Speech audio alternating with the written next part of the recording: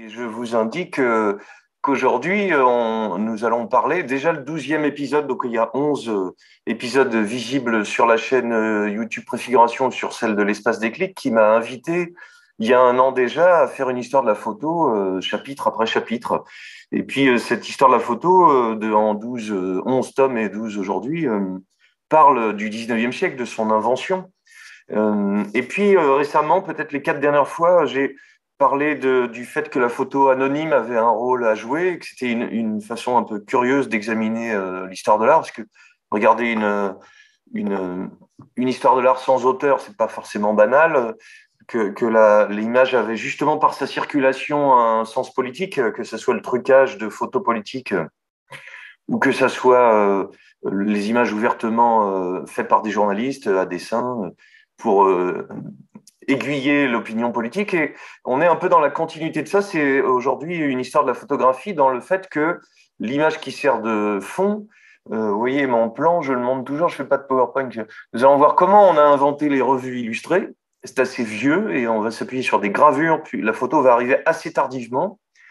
Et puis, la grande invention du XXe siècle, qui serait presque une façon très exagérée de résumer tout le XXe siècle, c'est le photomontage, le fait de coller des éléments, comme derrière moi, la merveilleuse Anna Hoch.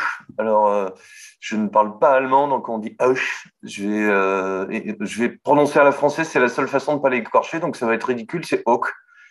Parce que sinon, il faudrait que je le prononce à l'allemande et j'en serais incapable.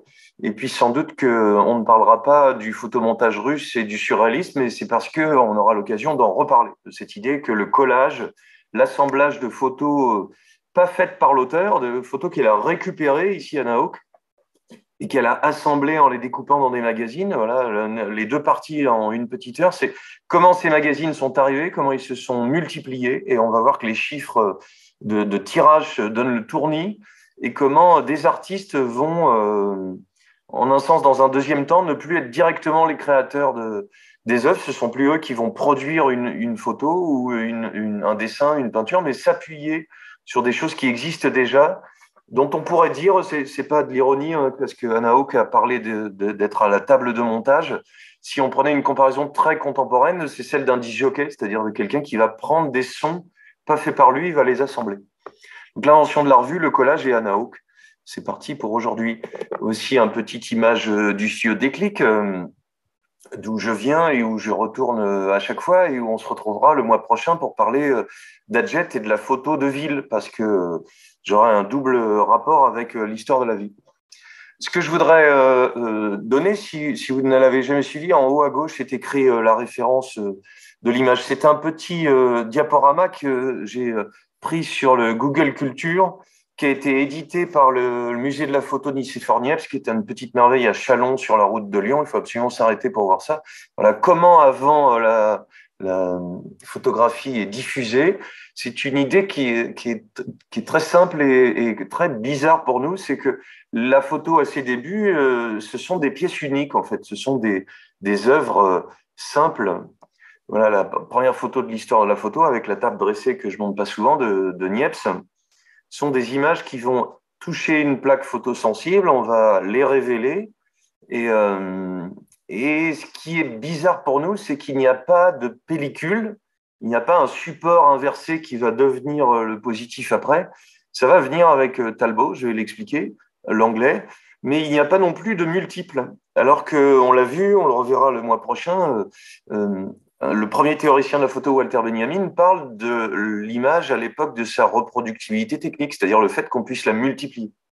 Et je voudrais commencer par ça, c'est-à-dire comment est-ce qu'on multiplie les images, à quelle époque, seulement 1856 puis 1880, les images vont être multiples. Alors que là, on a la première photo, 1800, je dirais 24, et 1839, l'invention officielle. Donc on va pouvoir fixer le monde avec des images vues de notre fenêtre, c'est le cas de Niepce ici, mais on va mettre du temps à ce que ce soit multiple, et donc encore plus de temps à ce que ce soit multiplié dans les magazines. Mais ce qui est intéressant, c'est que Niepce lui-même, quand il commence, il a l'idée, il a deux axes dans son travail, il va mourir assez tôt et Daguerre va le rencontrer, travailler avec lui, et puis valider ce qui va s'appeler après le daguerréotype. c'est que Niepce va aussi travailler à l'idée qu'on puisse reproduire mécaniquement une image par la lumière qui s'impose sur une plaque pour pouvoir copier des gravures, pour pouvoir servir d'appui pour la culture, pour l'histoire de l'art, pour la formation, pour les musées, pour voilà, un outil qui permettrait de reproduire très vite, mécaniquement, sans main de l'homme, des éléments. Ce qui fait que dans ce petit diaporama, vous voyez, qui est sur Google Culture, qu'on trouve en ligne, hein, mais qui a été écrit et fait par le musée Niepce, j'ai juste capturé. La Sainte Famille, le retour d'Égypte, c'est une gravure de Desrochers de 1826, mais qui est reproduite par Niepce.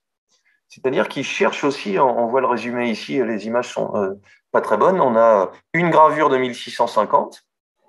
Il va réussir à imprimer Hélios et Soleil, graphie et dessiné sur une plaque d'étain inversée, qui fait qu'à partir de ce creusement de la plaque de métal, puisque vous avez compris que les premières photos sont sur une plaque de verre ou une plaque de métal, mais qui ne sont pas creusées, il va pouvoir faire une épreuve tirée sur papier d'après l'héliographie originale. Donc, pour qu'on ait bien en tête ça, il n'y a pas de multiples et il n'y a pas. Les premières photos sont inversées. C'est-à-dire que l'image qu'on a là, finalement, c'est une photo de la photo pour la remettre à l'endroit. Et je vais vous montrer une petite vidéo pour qu'on soit sûr de bien comprendre de quoi on parle. Avec une reproduction meilleure venue de cette petite exposé, une de ses premières réussites, c'est cette gravure initiale qui montre le cardinal d'Amboise, un anonyme. Voici la plaque d'étain qui est insolée par un système chimique qui permet parce qu'on connaissait déjà ce procédé, et puis le tirage. Un petit peu flou, mais on est pas mal quand même. Là, on va avoir un système qui intéresse dès le début Niepce de pouvoir multiplier les images par un procédé mécanique. Pour faire court, Niepce ne va pas trouver tout à fait, mais on a besoin de le montrer parce que c'est vraiment la préhistoire et c'est Henry Fox Talbot, l'anglais, qui va y arriver. Deuxième petit élément, après avoir collaboré avec Niepce, c'est en bas à droite. En bas à gauche, il y a les photos sont de Noël-Marie Peymal-le-Rebourg, qui est un des premiers photographes dont j'avais encore jamais parlé. Voilà, Daguerre poursuit les travaux après avoir collaboré avec Niepce. Il aboutit à un procédé de daguerréoptique qui sera présenté au monde de la science et des arts en 1839 et diffusé dans le monde entier. Alors, faire des daguerréotypes, ça devient un grand succès, mais c'est ce que je vais vous expliquer là, dans cette première des trois parties, c'est un positif direct, c'est-à-dire il y a une image sur la plaque et on ne peut pas multiplier. On pourrait trouver l'équivalent avec un Polaroid. C'est une photo Polaroid, l'image est sur le papier, pas moyen de. Il faut faire une photocopie ou il faut reprendre en photo les images, ce qu'on fait aujourd'hui quand on a des Polaroids de Warhol, par exemple. Voilà, c'est une photographie unique et très difficile à reproduire. Donc il faut qu'on se mette en tête que les débuts de la photographie, c'est la magie de la lumière qui vient faire une image non faite à la main. C'est déjà beaucoup, c'est ce qui fait qu'elle n'aura pas de statut d'art très tôt, et que cette image étant souvent faite anonymement dans un usage quotidien, c'est bien aussi mon sujet du jour, c'est que la photo va être souvent un document, et en tant que document, la photographie va être justement pas très valorisée en tant qu'œuvre d'art, en fait, elle va circuler. Mais elle n'est pas encore capable, en tant que document, d'être multiple. Celui qui va faire ça, voilà, comment est-ce qu'on fait à l'époque? Le Rebourg va trouver un système. Puisqu'on ne peut pas reproduire les daguerréotypes, on ne peut pas les imprimer et donc les diffuser, il faut un dessinateur qui va recopier la photo, puis un graveur qui va graver le dessin. Pour le dire vite, c'est du taf. Et ces gens-là ont un talent fou. Et d'ailleurs, ça va accompagner toute la moitié de ce que je vais vous raconter aujourd'hui. L'essor de la gravure en Europe, en France notamment, va aller avec l'essor de toute cette presse, et surtout de la gravure anglaise d'ailleurs. Parce que la presse illustrée, c'est vraiment anglais, avec une intention pédagogique de montrer par l'image, qui est un sujet qui m'intéresse beaucoup. Et la stimulation par le marché de la presse, par le fait qu'on diffuse beaucoup, qu'on a besoin d'images toutes les semaines, tous les jours, va développer et aider beaucoup le développement de la gravure avant que 1880-90, la photo prenne le relais. Là, on est encore dans un intermédiaire où les graveurs vont copier des photos. Et pour finir, la petite histoire de Le Rebours, qui est pas connue, 1840, inventé en 1939. Sur les 1200 vues réalisées, Le Rebours part partout dans le monde faire des images. Il peut en faire reproduire 114 avec des lithos d'après, lithos pierre, gravure sur pierre, on va dire, d'après les daguerreotypes. Donc, ce sont des multiples faits d'après des photos, mais à la main. Deux séries entre 1840 et 1840. Et arrive Talbot. Talbot qui a inventé, entre guillemets, la photographie en même temps que Niepce et Daguerre en Angleterre sans se concerter. Et qu'est-ce que fait Talbot de tout à fait passionnant que je vais vous montrer grâce à cette magnifique petite vidéo qu'on retrouve facilement sur YouTube, qui est anglaise elle aussi, qui montre comment marche un calotype calo. C'est beau, c'est un tirage joli. C'est comme ça que Talbot appelle son invention. Alternative way to capture what he Vous could n'avez pas see. besoin de comprendre In l'anglais. 1834, he began to experiment with ways to make and fix images using light and chemistry. Scientists already knew that silver, when combined with salts, was sensitive to light. Avant que vous vous endormiez, parce que ça ne dure même pas une minute, on avait connaissance du fait que le soleil et l'ombre puissent fabriquer des images, un dessin, et que des éléments chimiques soient photosensibles. On a quand même un problème qui va rester longtemps, c'est que une fois que ça apparaît, il faut stopper le système. Ce que va faire Talbot, qui est assez génial, qu'on vient d'apercevoir, c'est tout simplement que sur une plaque photosensible, mais qui n'est pas tout à fait une plaque, c'est plutôt une feuille de papier, c'est ça qui va tout changer. Il va mettre des objets, comme si vous le faisiez sur votre photocopieuse, votre imprimante, vous mettez votre main, et puis vous appuyez sur le bouton, et puis hop, ça masque l'endroit où. With this in mind, Talbot coated paper in a solution of table salt, then a solution of silver nitrate, to make it light sensitive. This combination of chemicals caused the paper to darken in sunlight. To make an image, Talbot placed an object, like a leaf, on top of the sensitized paper and left it in the sun. The object blocked out the light. Voilà, on a compris, c'est hyper simple, c'est hyper génial. On masque et on va, à cause de ça ou grâce à ça, pas faire de portrait avant un bon bout de temps. Ce que va faire Talbot, c'est qu'il veut montrer la force de son calotype. Je vais vous montrer comment c'est fait vraiment, mais vous voyez le principe. Qui va être le premier à éditer un livre dont j'ai parlé, le Crayon de la nature, en 1844. C'est-à-dire, il va être le premier à utiliser des tirages qu'il a fait d'après ses calotypes, qu'il va mettre dans le livre directement. Qu'on soit bien d'accord, on est dans la première des trois parties, c'est comment faire une image multiple à partir d'une photo. C'est ça qu'on est en train d'essayer d'examiner. Je reprends mon petit exposé fait par le musée de la photo à Châlons. Plutôt que de réaliser des images uniques positives sur métal, ce que faisaient Daguerre et Niepce avant, Talbot invente en 1941 le calotype. À placer au scrap, ça cartonne, une photographie négative sur papier. Alors moi, je lisais ça depuis longtemps et je me disais, une photo négative sur papier, comment il arrive à imprimer, on prend notre Polaroid, à imprimer sur papier et puis à multiplier après. Le calotype va devenir une matrice. Je vais répondre avec une vidéo géniale du même éditeur anglais qu'on retrouve facilement en tapant calotype sur YouTube. Il va faire une image qu'il va diffuser dans ce livre The Pencil of Nature. C'est-à-dire, il veut, avec un nombre d'exemplaires pas énorme et assez coûteux, hélas, mais montrer dans un livre manifeste en collant les photos directement. C'est un peu comme si vous faisiez des photocopies, que vous assembliez un livre par vous-même. Vous regardez à quel point, venez au studio Déclic, on peut à nouveau faire des livres par soi-même avec ses propres photos. On a de plus en plus d'interfaces qui mettent en page, qui valorisent nos images.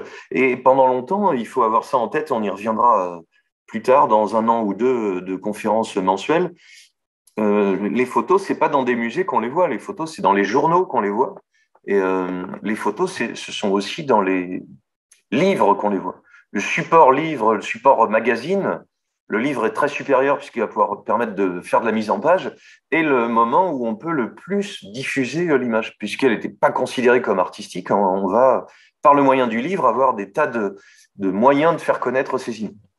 Talbot veut associer texte et image photo sous forme de livre, et il est le premier à induire, en tout cas indirectement, la notion d'acte de création et d'auteur, puisqu'il fait une photo, il la met en page, il met un texte avec et il le diffuse. Il fait quelque chose qui est redoutablement important. Et alors, comment a lieu un petit calotype? Regardez ce monsieur anglais qui est tout à fait doué. Il pose son appareil photo en extérieur, il a mis dedans une petite plaque, et le voici dans sa chambre noire pour essayer de révéler et de préparer le support.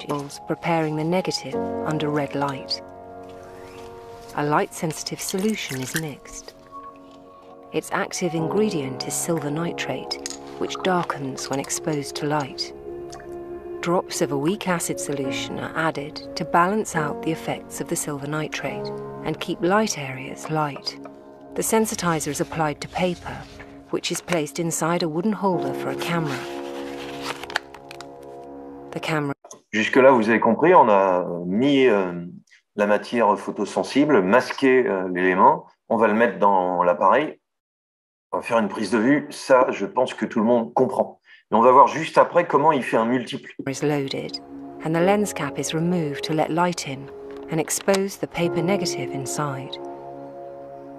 Because of the way light travels, the image appears upside down on the camera's viewing screen.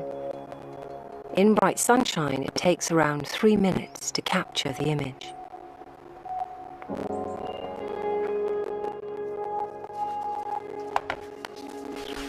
But at this stage, it is not visible. In the darkroom, the developer is prepared to bring out this latent image. The timer is set, the developer is applied, and the negative begins to appear. Vous notez, c'est important que notre négatif, c'est pas le bon mot, on est d'accord, l'image produite est sur un morceau de papier. Par contre, elle va être produite inversée, c'est-à-dire les noirs sont blancs, les blancs sont noirs. Et c'est ça tout l'intérêt. C'est que ce support qui a l'air fragile, papier, va servir de négatif. Il va être en un sens le premier Talbot inventeur d'un négatif. Et vous allez voir tout de suite comment. The key developing ingredient is gallic acid, which speeds up the reaction of light with the silver solution on the paper to reveal the image. Once the negative is dark enough, the paper is submerged in a solution to wash away any remaining silver and fix it. To make a positive print, another piece of sensitized paper is placed. Alors, on a notre image, vous allez comprendre tout en le voyant apparaître. On a notre image de porte qui est inversée, qui est notre négatif papier, et tout simplement, c'est pour ça que je voulais vous montrer les feuilles d'arbre posées sur le papier, mais il va faire la même chose en fait. Il va mettre un autre papier, il a son négatif avec la porte inversée noire. Il va mettre dessus une feuille de papier et avec le soleil qui passe au travers, eh ben, ça va imprimer à l'envers une image positive par le moyen du soleil, rapidement, en quantité voulue, énorme. Placed onto the negative in a printing frame. The frame is flipped over, taken outside and exposed to light. Sunlight passes through the light areas of the negative, turning those areas of the paper underneath dark. It can take anything between 5 minutes and a few hours to create the positive image. Regardez comme c'est beau. 5 minutes. Depending on the strength of the sunlight. Vous avez compris le principe. On a, avec Talbot, une longueur d'avance en Angleterre sur la possibilité de faire des images multiples, ce que la France n'a pas fait. Et donc, dans ce livre, The Pencil of Nature, en 1842-44, on a la possibilité d'avoir plusieurs images de plusieurs objets, plutôt des objets, je le disais, pour la science, pour la vie de tous les jours, pour les études.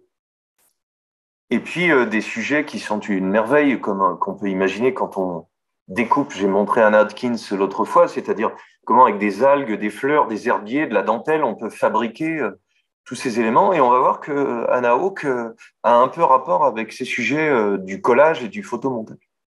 Voilà, le livre de 1844 qui fait le résumé de tout ça. Et nous voilà partis à la quête de notre deuxième morceau, de comment les photos vont arriver dans les journaux. Alors, on peut commencer par des éléments simples, là aussi, tout en haut à gauche, 1832. Premier magazine, si on peut dire ça, journal hebdomadaire, 16 pages, un penny vendu au Royaume-Uni. Le Chambers, le Chambers Edinburgh Journal, qui va diffuser régulièrement de l'information. C'est le tout premier journal qui paraît de cette façon-là, c'est-à-dire un régulier, un journal, on va dire revue, pardon.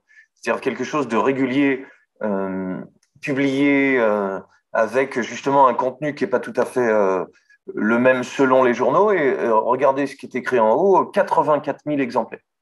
On est évidemment face à un système qui se développe au XIXe siècle de multiplication de la gravure industrielle, de simplification d'accès au papier et de simplification de la diffusion. On va voir au XIXe siècle des maisons de la presse qui vont arriver en Europe, qui vont être les relais pour diffuser ça.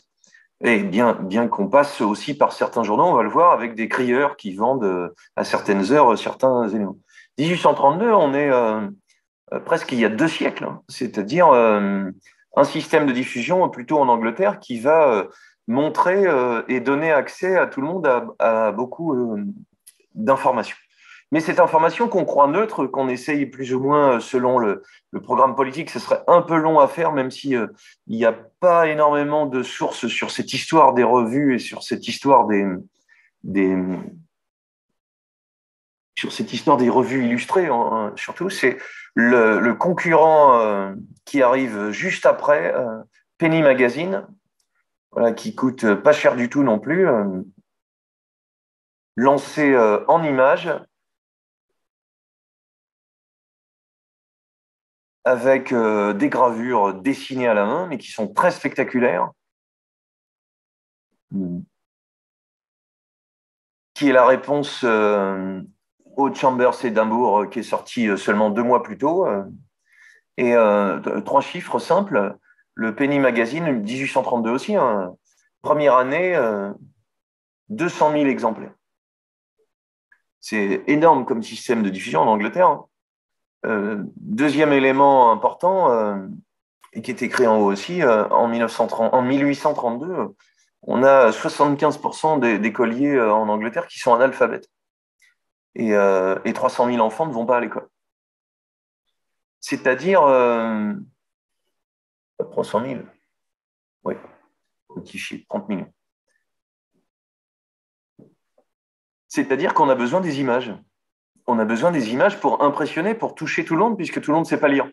Et donc, cet enjeu de gravure et bientôt de photographie va s'appuyer sur une intention quelquefois pédagogique quand les auteurs ou les créateurs sont des gens liés à Saint-Simon, à l'esprit des Lumières, à la diffusion du savoir. Vous voyez le sous-titre du Penny Magazine, hein, Société pour la diffusion d'un savoir useful, facile à utiliser, mais aussi avec un enjeu complexe. C'est pour ça que cette couverture d'octobre 32 du Penny Magazine est intéressante, c'est que on sait d'avance que le boa constrictor, attention, c'est quand même un peu saisissant, on achète ça pas cher, ça paraît toutes les semaines, il faut absolument qu'on ait ça. C'est impressionnant, waouh, un boa constrictor. Il n'attaque pas de cette façon-là ses victimes, il les enserre. Et le rédacteur en chef avouera qu'il a demandé à l'illustrateur de faire quelque chose de plus spectaculaire pour impressionner plus et pour donner envie davantage d'acheter le livre. Donc, pas une information tout à fait neutre, ça n'existe pas. Il n'y a que ceux qui lisent 20 minutes qui croient que l'information elle est neutre, elle n'est jamais neutre. D'ailleurs, même quand elle est neutre, elle est pas neutre puisqu'elle ne prend pas parti. Cette idée de diffuser à un plus grand nombre de gens en s'appuyant sur l'image a une intention de toucher un public moins riche, moins lettré, et de diffuser pour une grande quantité des reportages sur le monde. Si on continue voilà, ça vaut 1 sou. Et c'est illustré avant tout par des gravures sur bois. C'est sorti, vendu à la criée dans les milieux ouvriers parce que c'est leur cible principalement. Il faut donc avoir un tout petit coût de revient et de fabrication avec une énorme diffusion parce qu'il faut aussi payer les graveurs. Ce qui va se passer en France, qui est tout à fait marrant, c'est qu'il y aura beaucoup de journaux français qui, eux, vont piquer des gravures aux Anglais sans leur demander la permission. Voilà, petit à petit, cette diffusion va exploser et puis flotter à un moment donné. Le Penny Magazine fait quelquefois des pleines pages avec des images qui ne sont encore que des gravures. On va accélérer un peu parce que beaucoup de choses à regarder. Voilà, l'équivalent en France, c'est le magasin pittoresque qui lui sort en 1833. On est sur un système d'abonnement mensuel et de livraison à la maison avec des images qui montrent l'importance de la France, du monde entier. Et puis la force de l'image, voilà, la découverte des mers du Sud, une sorte de tout l'univers pour ceux qui connaissent, qui va impressionner tout le monde. On est encore en 1833, même si ce numéro-là est de 1855. 1833, la photo hein, s'invente en 1839, on est synchrone.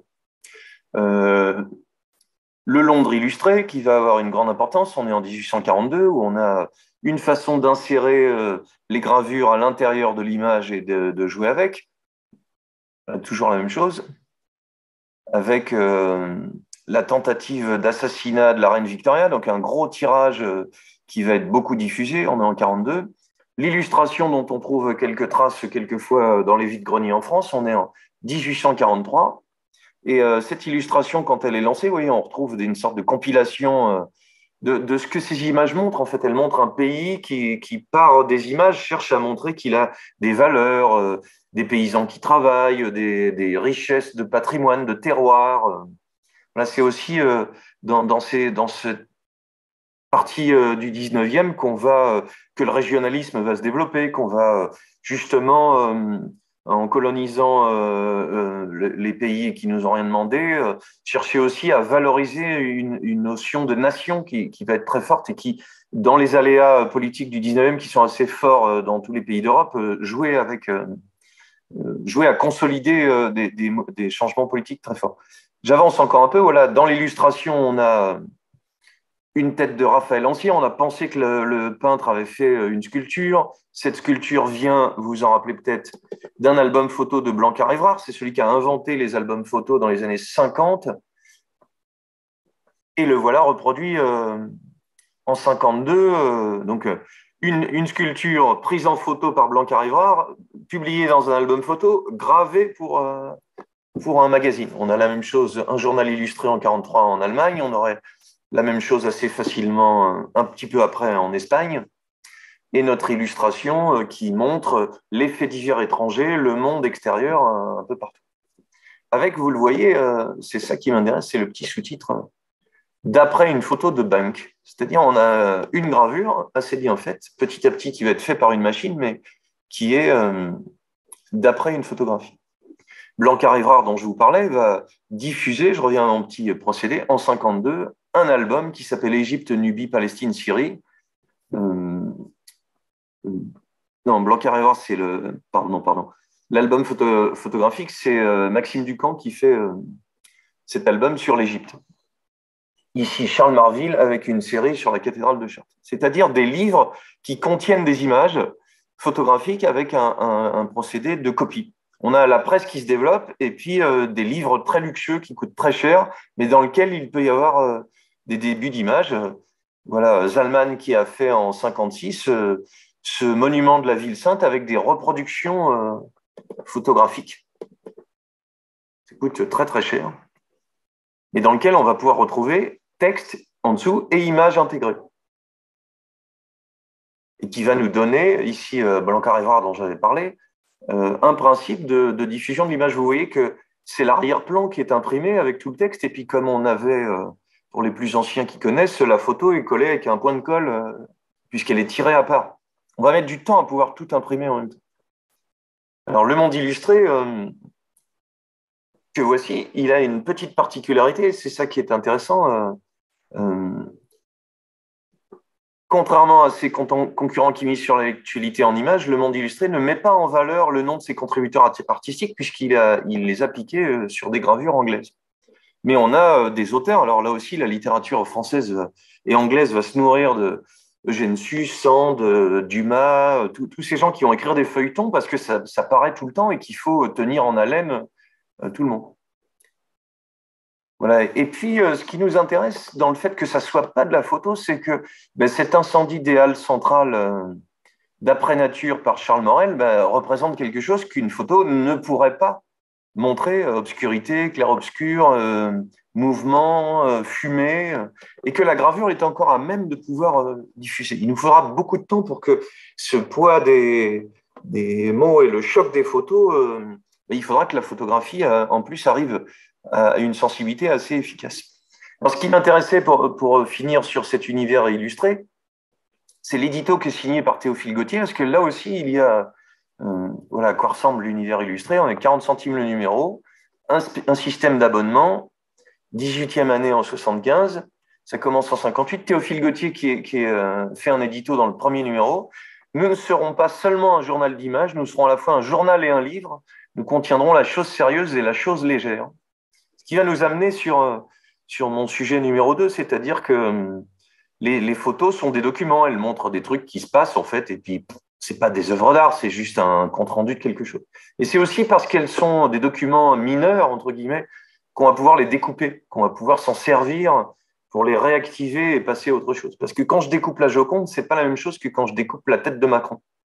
Jouer avec, mais j'ai pas le même rapport de distance et le même rapport politique, entre guillemets, qui se fait avec l'un et l'autre. Nous contiendrons la chose sérieuse, la chose légère, l'entrefilet du jour, la page qui reste. Voilà, c'est une revue, en fait. Une revue, on peut la conserver et pas forcément la jeter tout de suite comme un journal qui serait un quotidien. Si les enfants qui ne lisent pas apprennent à connaître mille choses en regardant nos bois, les gravures, de leurs beaux yeux étonnés et ravis, nous voulons que nos colonnes disent autant à nos esprits que les gravures à la vue. Il y a cette idée du rapport de la valeur de l'image et de la valeur du texte pour que ce soit une instruction et un amusement, mais c'est aussi la dimension d'amusement qui fait que longtemps, ce système de gravure et de photo plus tard ne va pas être considéré comme de l'art très reconnu. Voilà notre univers illustré, lui est à 20 centimes dès 58, et voilà comment on bascule tout doucement, on sera en 1860 à de la photogravure, la photographie de Giard, mais qui est reprise par un système de gravure, et comment je suis un peu plus tard, 1889, gravure de M. Pelot d'après la photographie. M. Pelot en gravure, il touche sa bille parce que faut quand même le graver le truc. Hein. On est quand même de plus en plus proche, je suis en 1889, j'ai avancé, de la photographie. Voilà à quoi ressemble la gravure en question. Et il faudra attendre 1891, voilà une magnifique employée de chemin de fer garde-barrière, pour que l'illustration intègre de la photographie vraiment. On a des procédés dont j'ai parlé, un système de photoglyphie, qui sont des systèmes de reproduction. On est en 1864. La princesse Alexandra, on édite une photo de la princesse Alexandra en 1868. On en vend 300 000 exemplaires. Vous connaissez le célèbre magazine Nature, qui existe toujours, et le système dont j'ai parlé de simili-gravure, c'est-à-dire le premier procédé qui va être une façon de reproduire une photographie en système technique. On est dans les années 1870-1880, qui fait qu'on aura une trame qui va plaire tant à Warhol et à Roy Lichtenstein après, à tous ceux qui ont lu des pulps, des BD des années 20 ou des années 50, c'est-à-dire un système de trame qui est très très présent, qui fait que sur ce principe de simili-gravure, on a un copiage, on va dire en 1880, on est à même dans un magazine de mettre une photo qui a été gravée par un procédé mécanique. Et vous voyez qu'elle se mélange avec une gravure, mais d'après photo de Verniolle. Les deux univers visuels se mélangent. C'est cette histoire qui m'intéresse et qui est assez peu commentée parce que on pourrait se dire mais pourquoi vous vous intéressez à des trucs comme ça? Mais c'est parce que en fait il faut que ça nourrisse, si je prends la fin de l'histoire, la consommation d'images, ce monde d'images dans lequel on vit encore aujourd'hui à toute vitesse, qu'on partage et qu'on oublie immédiatement après, il s'est construit il y a très longtemps. Mais il s'est construit avec du temps, quand même, avec un système technique pour arriver à reproduire. Talbot, 1844, 1880, un système de gravure. Ben, parce qu'il faut aussi que l'image, elle coûte rien. Il faut qu'elle soit pas chère pour qu'on puisse avoir envie de la découper. J'en profite pour rappeler que on va aussi longtemps conserver des systèmes de gravure et faits par des artistes. Ici, Raffaelli et ici Janniot et ici Lautrec. C'est-à-dire dans les années 1888, on est à l'époque de Gauguin, Van Gogh, la gravure va être un moyen encore énorme de diffusion des images. Mais le point commun avec cette photo qui n'arrive pas vite, en multiple, c'est d'avoir une image usuelle très très fréquente. On va commencer avec l'héliogravure après à diffuser un nombre incroyable d'images de très haut niveau. J'avais dit que Piazza avait inventé la carte postale. On est en 1891, c'est-à-dire on va commencer à avoir du matériau pour Madame Hawke de cartes postales, de diffusion d'images un peu partout. Voilà, on a la première expo de photographie de 1895, qui est illustrée par une image. Les premiers magazines féministes qui comprennent à quel point justement, on a besoin de photos et d'images pour faire comprendre cette lutte. Et puis, je vais un peu plus loin, 1898, la vie en plein air, on va avoir des magazines dédiés au sport qui se développent énormément dans ces années 80-90, juste après la défaite française. La vie au grand air, vous voyez, on est en 1898, on a de la photo. Et d'ailleurs, on a quelque chose qui s'est inversé dans le système des revues, c'est que voilà, la course Marseille hier Nice, on va avoir des courses de vélo, on va avoir des courses de voitures qui sont elles-mêmes créées, initiées les événements par les magazines eux-mêmes. Je dis aussi, pour rappel, qu'en 1900, le Kodak permet à tout le monde de faire de la photo. Donc on va avoir des images qui se diffusent et puis une possibilité de faire soi-même des images. En 1901, Féminas, qui donnera le prix littéraire qui existe toujours. Cette vie au grand air qui utilise la photographie et qui diffuse un nouvel art de vivre bourgeois autour du corps, de l'hygiène, de la santé, qui contient donc une idéologie aussi, c'est-à-dire un message politique sur comment il faut être une femme, comment il faut être éduqué, quelle culture on doit avoir, qu'est-ce qu'on doit savoir de cette nouveauté, puis on doit être intéressé par la nouveauté elle-même. C'est-à-dire que la fréquence de publication, le système de diffusion de l'image va véhiculer une idéologie qui fait que si c'est nouveau, c'est chouette. Parce que je rappelle comme historien des idées que c'est pas parce que c'est nouveau que c'est chouette. C'est une idée qui vient justement de cette époque-là, que le nouveau, c'est bien. Pas obligé de faire des trucs nouveaux, il y a des trucs anciens qui marchent très bien. Sans être passéiste forcément, mais c'est pas a priori parce que c'est nouveau que ça va se diffuser. Voilà, des compositions d'images qui deviennent de plus en plus élaborées. Ce Daily Mirror qui montre, je l'ai déjà dit, sur les images politiques, une suffragette qui s'est pris un pain par un bobby anglais, ça devient une image qui est très puissante et qui va agir sur l'ensemble. Et puis, pour finir notre petit exposé sur cette photographie, elle va avoir un impact. Voilà, le miroir, on voit que les images vont se composer. C'est plus une image de pleine page ou une image de témoignage. Les images vont commencer à prendre leur autonomie. Le miroir indique un lieutenant allemand tué dans l'arbre d'où il tirait sur nos officiers, mais le miroir précise aussi, on est en 14, qu'il paye n'importe quel prix les documents photographiques relatifs à la guerre présentant un intérêt particulier. C'est-à-dire que, je l'expliquais la dernière fois, les images photographiques, signe qu'elles sont vues sur place et trouvées sur place, ont un rôle politique important, mais leur diffusion, leur multiplication est aussi dans un espace politique très important.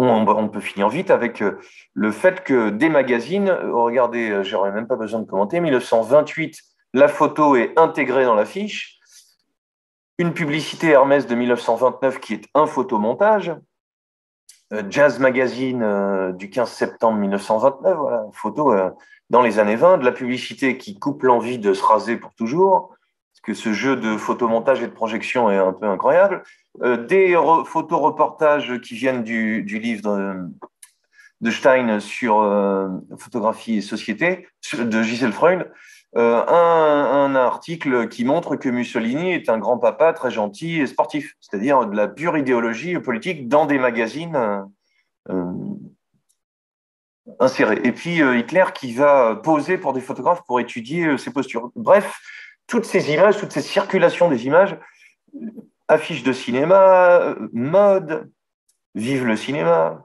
On est dans les années 30, hein. Jardin des modes, votre beauté, soyez belle, on vous épie. Là aussi, ça donne plus du tout envie d'être belle, tellement c'est flippant.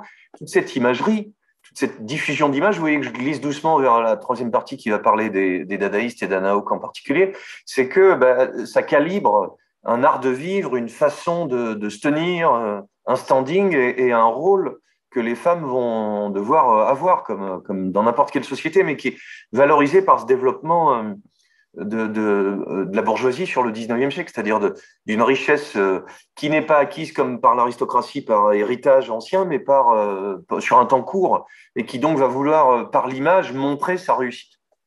Quand même des éléments qui sont concomitants. Voilà, le magazine Vue, le triomphe de la femme, c'est quand même... Quel est le véritable sexe fort? C'est quand même en 1930, c'est incroyable comme image et comme couverture, hein. On pourrait le mettre aujourd'hui 100 ans plus tard.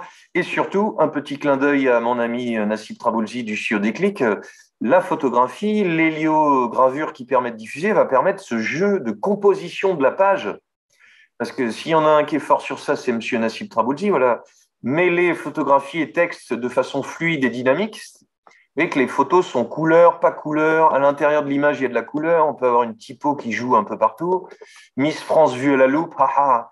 Et tout un élément de composition, de photomontage de l'ensemble. L'image n'est plus seule. Elle raconte déjà quelque chose en se diffusant. Il y a une légende qui dit qu'est-ce qu'elle est, qu'est-ce qu'elle raconte. Mais en plus, elle devient un élément central dans la composition de la page elle-même. Et il me semble que chacune de ces images aura un intérêt toute seule, mais que le fait qu'elle soit avec une typo au regard sur l'Occident, qu'elle soit avec des commentaires, avec des légendes, voilà, tout un rythme de lecture auquel on s'est habitué, qui donne beaucoup de modernité par des obliques, par des éléments beaucoup moins statiques que ce qu'on voyait 100 ans avant. La guerre civile en Espagne, photo de Robert Capa, et comment ils sont tombés à gauche et comment ils ont fui à droite. On a des choses qui sont très, très spectaculaires que Vue va imposer. L'Armée rouge au travail, la photographie scientifique avec le merveilleux pain levé, les grèves de Renault et Henri Luce qui crée Life en 1936, 1 million d'exemplaires par semaine. 1 million d'exemplaires, hein, c'est quand même pas rien. Regard, cette image que vous connaissez, même si vous ne savez pas que c'est ce Zeppelin qui a explosé en vol juste avant d'atterrir, et Art et médecine qui m'intéresse pour une autre raison, voilà, le magazine de mode, le magazine pour femmes, pour cette capacité de mise en page, de double page qui fait des débords, tout cet ensemble d'images qui est tout à fait passionnant. Voilà tout l'ensemble qui s'est mis en place et qui se retrouve par écho. Benjamin nous dit vers 1900, la reproduction technique avait atteint un niveau tel qu'elle était en mesure non seulement de s'appliquer à toutes les œuvres d'art, on va pouvoir multiplier les disques, multiplier les films, multiplier les photos et puis les diffuser. Elle va modifier la façon de toucher tout le monde, mais elle va en retour modifier la façon de le faire, nous dit Benjamin dans les années 20. Et je prends un exemple qui est un peu inattendu, mais qui va expliquer comment le photomontage et le collage arrivent. Une expo qui a eu lieu il n'y a pas très longtemps sur Rodin. Est-ce que vous saviez que Rodin, en plus de faire des dessins, s'amuse à les découper quand il les a ratés ou pas, et à les coller ensemble? Pouf. On peut faire une conférence plus longue, je l'ai déjà faite, vous la retrouvez sur YouTube. Publicité. On découpe, on colle, on assemble, on isole, et on peut, parce que Rodin est un énorme collectionneur de statues antiques, on peut faire quelque chose qui est absolument révolutionnaire.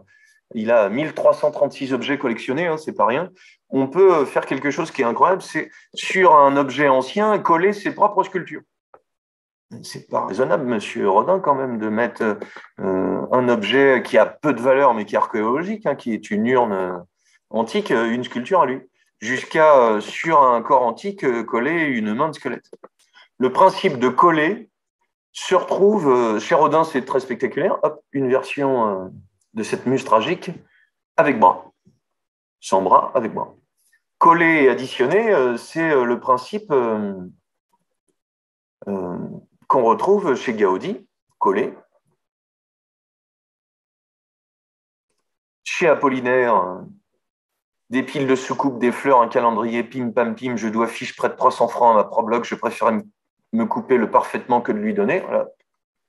Zapping, collage, montage, assemblage, qu'on retrouve en peinture avec le pigeon au petit pois qui colle des écritures dans l'image et qui va jusqu'à la nature morte à lâcher scanner qu'on trouve au musée Picasso, coller une vraie corde autour, coller un autocollant de chez Scanner et puis peindre par-dessus.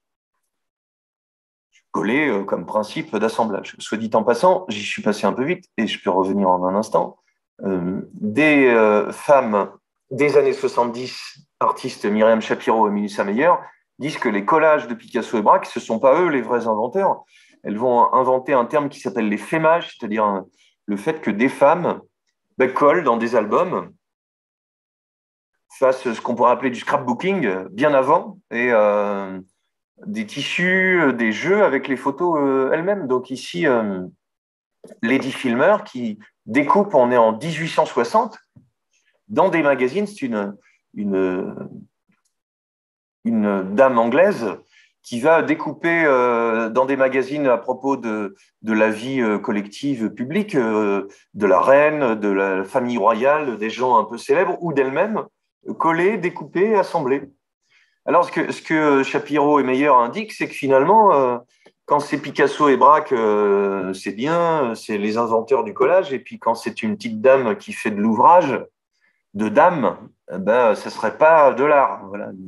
Vous comprenez que la question n'est pas juste celle de regarder avec de l'estime un ouvrage de dame, mais de se poser la question de ce qu'est l'auteur, et surtout de ce qu'est l'auteur quand on utilise des images qui ne sont pas à vous, ce qui est le principe du collage. Et ce qui va être au cœur de l'enjeu du travail de Anna Hawke. On en profite aussi pour rappeler que ce regard mécanique sur le réel va influencer évidemment la peinture. C'est-à-dire le système de collage chez Duchamp, chez Kupka juste avant, ce principe de petits segments d'image, c'est la photographie qu'il invente et on va pouvoir coller des éléments qui ne sont pas cohérents entre eux et qui vont suggérer le mouvement, l'avancée, le rythme de la vie moderne. Qu'on retrouve ici, qu'on retrouve dans les collages cubistes, mais beaucoup, beaucoup, beaucoup, et qu'on va retrouver chez les dadaïstes. Chez Raoul Haussmann, qui est un peu le dadazof, le dadaïste principal. Dada, c'est Berlin, c'est Hanovre et c'est Zurich. Il y en aura en Allemagne, il y en aura en France, mais c'est vraiment là-bas que ça commence avec ce jeu de mots Dada qui veut à la fois dire deux fois oui et qui veut dire cheval, qui veut rien dire, qui est absurde. Dans une époque où l'Allemagne de Guillaume II est en train d'aller tout doucement et sûrement vers la guerre, puisque Guillaume II, on l'a rendu responsable, pas complètement à tort, de vouloir, sous prétexte d'avoir une grande Allemagne, montrer sa puissance, rattraper son retard colonial et donc déclencher une guerre pour montrer sa supériorité, pour affaiblir les grandes nations européennes. C'est tout à fait discutable. Et donc, le dadaïsme, il est aussi confronté à ce système bourgeois des images qui nous sont montrées un peu partout.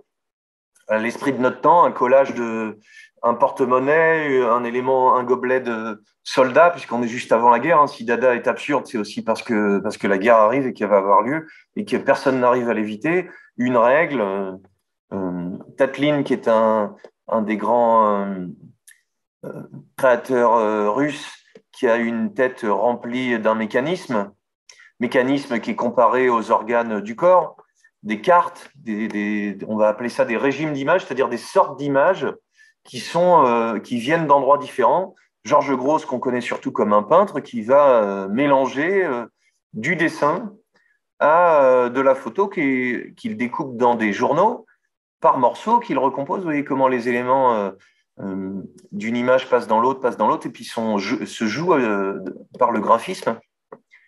Voilà, il nous fallait des images de la vie de tous les jours pour que petit à petit, des artistes s'en saisissent pour des raisons politiques, en fait, parce que cette diffusion de l'image politique, elle fait qu'on nous envoie des messages un peu dans tous les sens et qu'il faut qu'on y réponde. Et Anna Hawke va, par exemple, reprendre les deux principaux représentants politiques en photo dans le journal berlinois à la plage et donc les découper, les ridiculiser, les assembler, transformer l'échelle en collant des corps sur des têtes, en décapitant des têtes, en jouant avec la typo et avec le rythme de lecture, puisque la vertu des images de Hannah Hawk, c'est la seule femme dadaïste, et c'est pas parce qu'elle est femme qu'elle est citée maintenant, c'est qu'elle a un talent fou. Par contre, le fait qu'elle soit femme va jouer juste après, c'est cette structure noire. Voilà, le talent fou qu'elle a, c'est que, vous voyez, cette grande ligne noire, si vous regardez les lignes noires, elles donnent une structure à l'ensemble qui fait que le collage n'est pas trop fouillis. On a des éléments de respiration, de vide, qui fait que tout ce qui a été emprunté ailleurs, on va pouvoir le regarder de près, avoir un système de lecture de l'ensemble global, une image globale, avec quelque chose de tout à fait révolutionnaire, hein, quand même, que je redis en le résumant. Quelqu'un qui fait une image sans se mouiller, c'est-à-dire sans dessiner, sans talent, sans savoir-faire, sans apprentissage, en utilisant des images qui ne sont pas à lui. C'est-à-dire qu'il réinvestit, qu'il réactive en le transformant. Et qui va, par ce faire, non pas jouer à se moquer de l'art, en fait, mais à essayer de coller à une société qui diffuse toutes ces images. Voilà, Tsara, dans le numéro 8 du manifeste Dada, dit pour faire un poème dadaïste, prenez un journal, prenez des ciseaux, choisissez dans ce journal un article de la longueur que vous comptez donner à votre poème, découpez l'article, agitez doucement et collez comme ça vient. Et vous voilà un écrivain infiniment original et d'une sensibilité charmante, encore qu'incomprise du vulgaire. Voilà une façon de ridiculiser l'artiste, comme les artistes romantiques en 1805 l'ont développé, l'artiste un peu incompris, qui serait un peu voilà, un portrait qu'on pourrait appeler Charge de Raoul Haussmann, le grand dadaïste, le compagnon de Hannah Hawk, qui nous représente ici le critique d'art.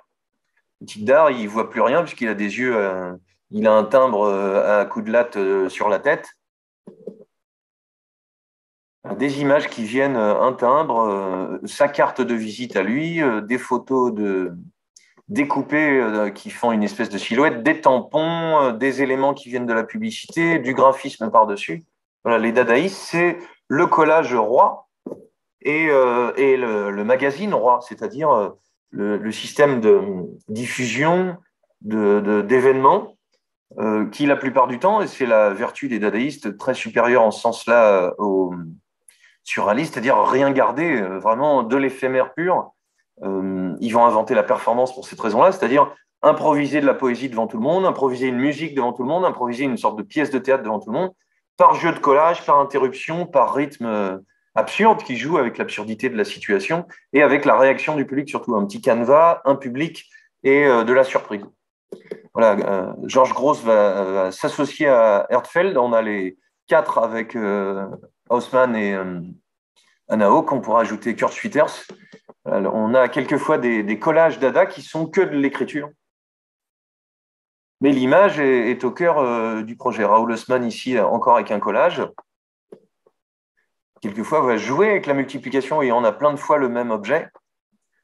Et plein de fois un jeu avec la décérébration, le fait de ne plus avoir trop de cerveau à force de consommer. Quand on soupçonne nos enfants aujourd'hui de regarder trop la télé, c'est déjà le cas il y a 100 ans exactement, on est en 1920.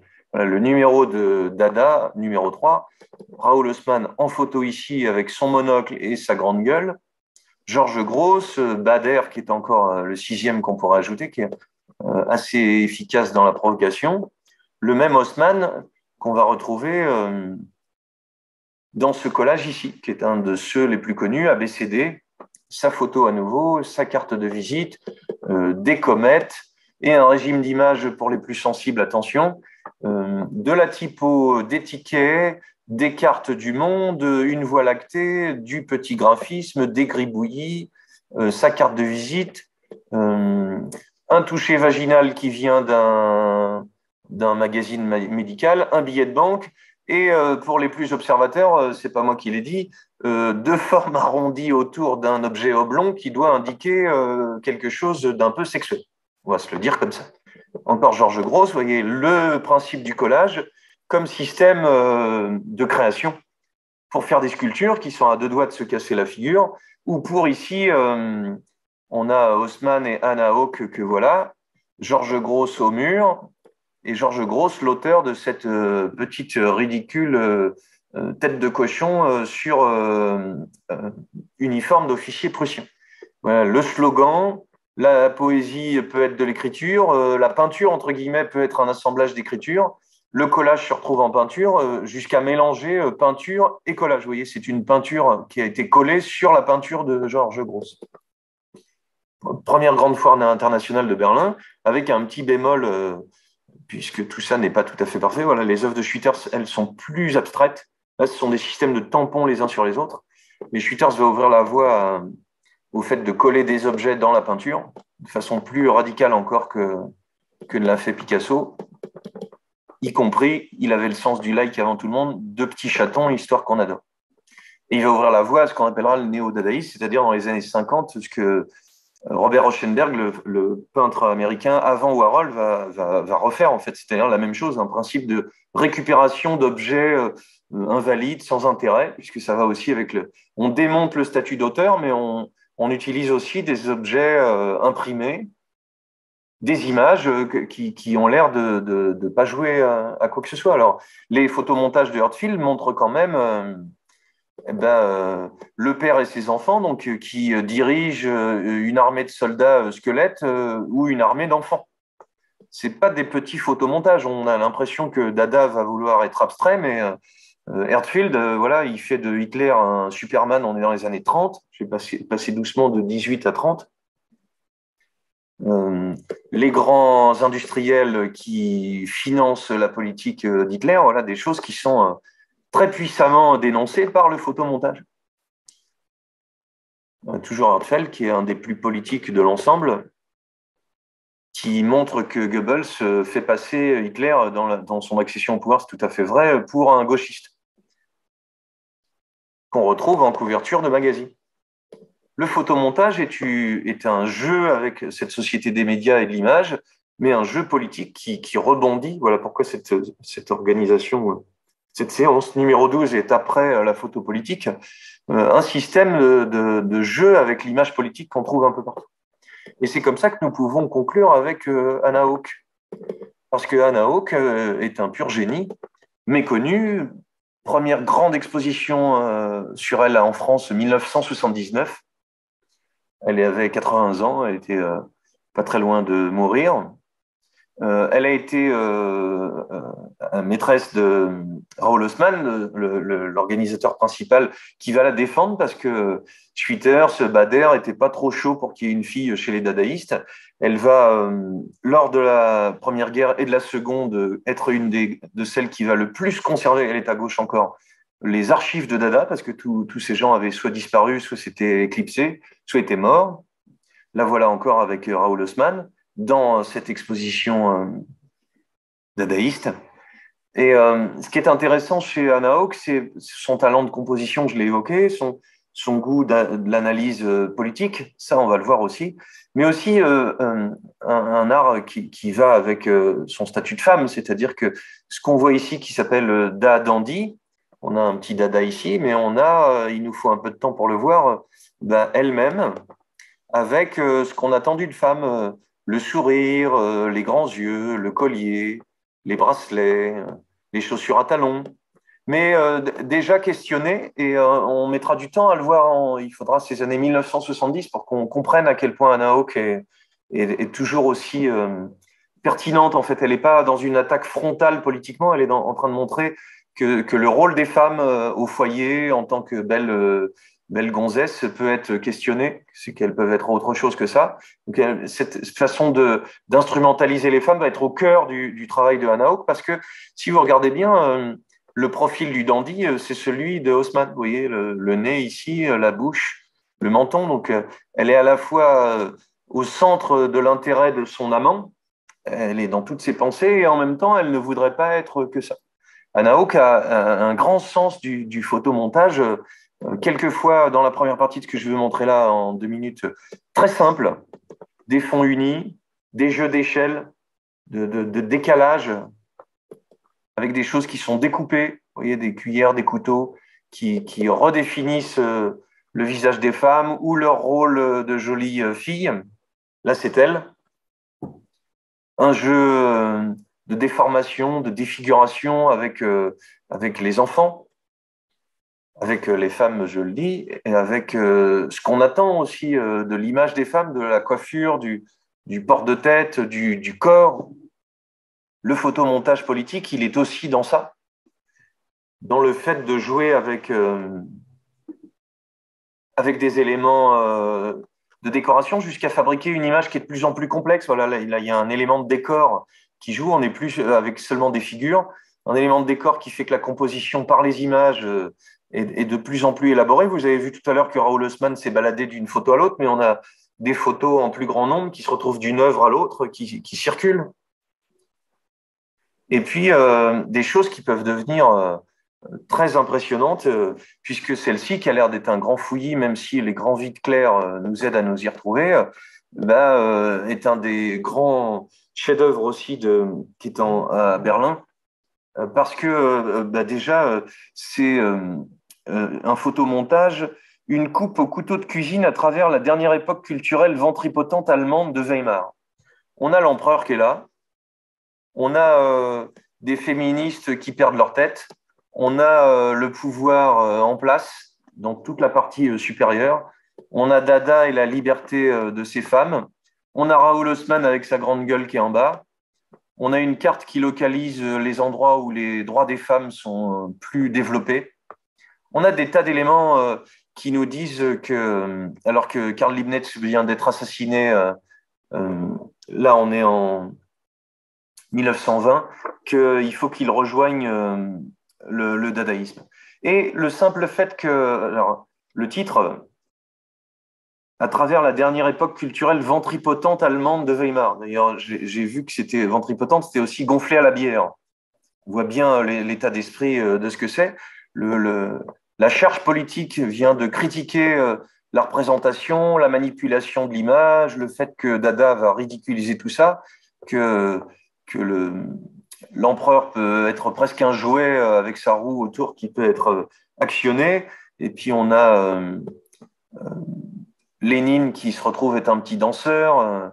Des tas d'éléments qui, quand on se balade dans l'image, sont bien plus compliqués que ça. Mais ce qui m'intéresse pour finir, c'est ce titre qui est génial, de couper au couteau de cuisine. C'est à la fois quelque chose qui est violent, qui est aussi ce à quoi on limite la femme, voilà, à la cuisine. Mais faire du découpage au couteau de cuisine, c'est pas rien. C'est pas juste anodin, c'est aussi tranchant. Et c'est une façon de montrer que Anna Hawke montre les dents, même si c'est pas frontal. Que à l'intérieur de ces images, on a quelque chose qui recompose une image de la femme et de ce qu'on attendrait d'elle. On dit d'elle, justement, cette rétrospective de 79, elle n'a pas été suivie de grand-chose. On a eu quelque chose il y a quelques années, mais rien de centré sur Anna Hawke directement, qui fait que on a du mal à encore voir ces images, et notamment la partie après les années 40 jusqu'aux années 60 sur lequel elle va travailler. C'est-à-dire des choses ici aussi évoquées, cette idée dans les années 20 d'un musée d'ethnographie, c'est-à-dire de faire entrer dans les références visuelles qui sont convoquées, c'est une des seules qu'il fait qui va plus loin que les autres dadaïstes, des éléments ethnographiques africains qui viennent des colonies, en fait, qui montrent que ce musée d'ethnographie, on est en 1929, au moment où Hitler a bien décrit qu'il voulait classer les races et les séparer, que un musée de l'ethnographie, c'est peut-être une absurdité, en fait. C'est peut-être des monstres qui vont se fabriquer, des monstres mis dans des cases que la photographie avait déjà commencé à faire, on l'a vu le mois dernier. Voilà, autour d'une bouche rouge, c'est un collage de 1967.